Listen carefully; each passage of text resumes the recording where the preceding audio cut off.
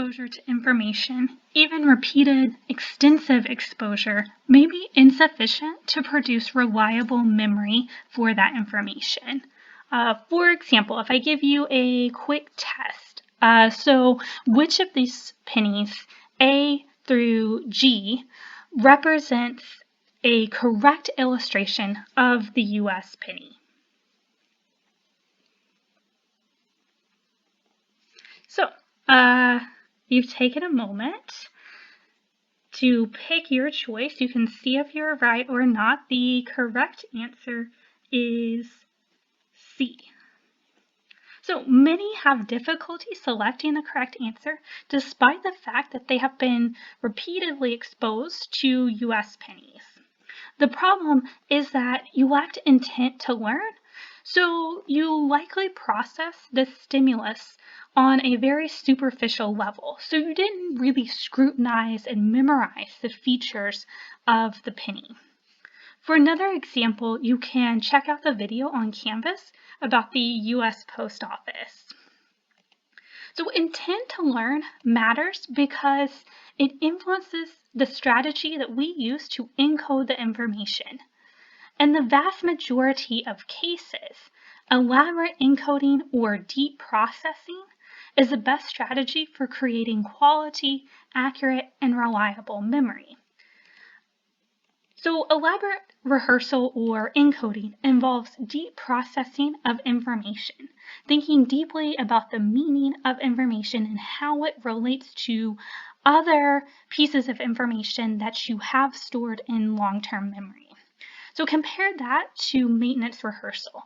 This is a more shallow form of processing, thinking about information in a mechanical or repetitive way. In this particular study, researchers directly manipulated depth of processing. Participants were randomly assigned to one of 3 conditions that varied the depth of processing. In the shallow processing condition, they simply were asked to determine on each trial whether the words were both printed in uppercase or lowercase typeface. So here, participants wouldn't even need to actually read the words to answer the question on each trial. They could just simply look at whether it was printed in all caps or all lowercase.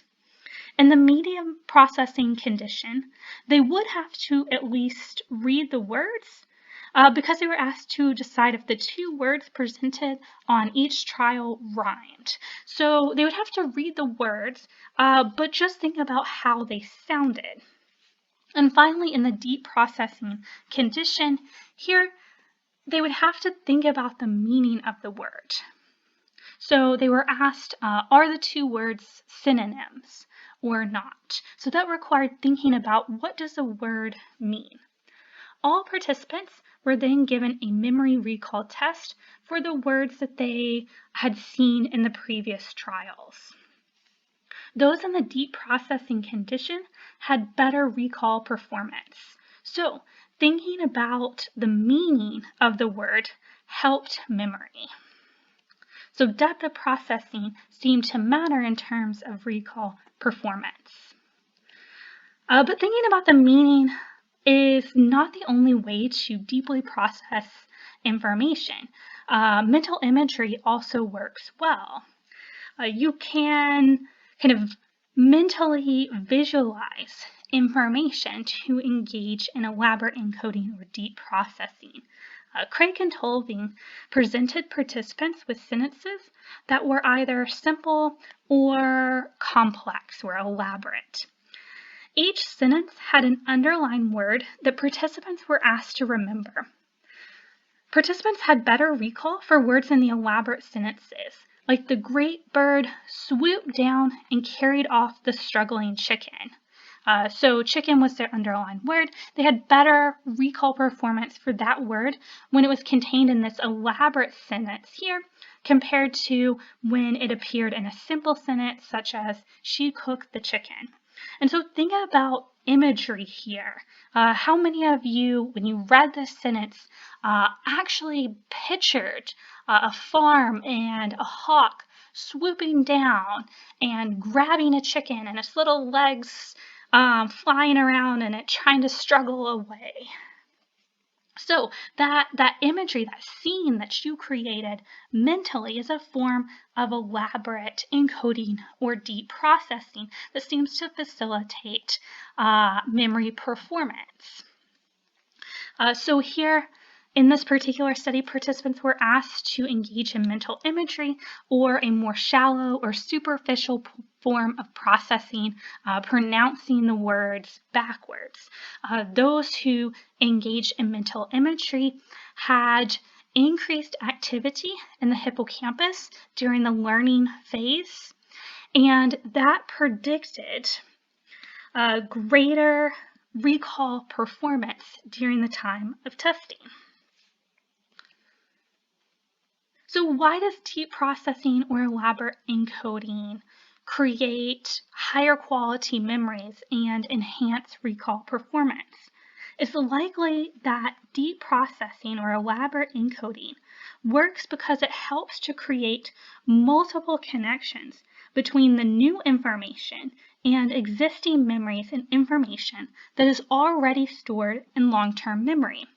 So we've talked a little bit about the network model of long-term memory, this idea that information, concepts, memories are connected together, these complex networks in long-term memory storage.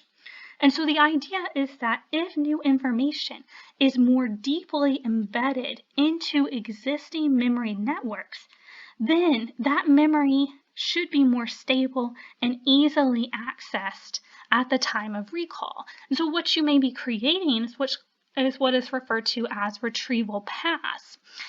These are connections between the new information and already existing information and concepts in long-term memory, and they serve as paths for retrieval at the time of recall, meaning that you can more easily access, retrieve, and use this information at a later date, enhancing recall performance. You can think of it almost like a road to that information. If you think about a town that has no roads leading to it, it would be pretty difficult to get to that town, right? The same could be for information that's stored into long-term memory. The more paths that lead to that information, the more easy it is to retrieve it, and the better our memory performance for that particular piece of information. And so this directly relates to transfer appropriate processing or state-dependent learning, which we'll talk about later.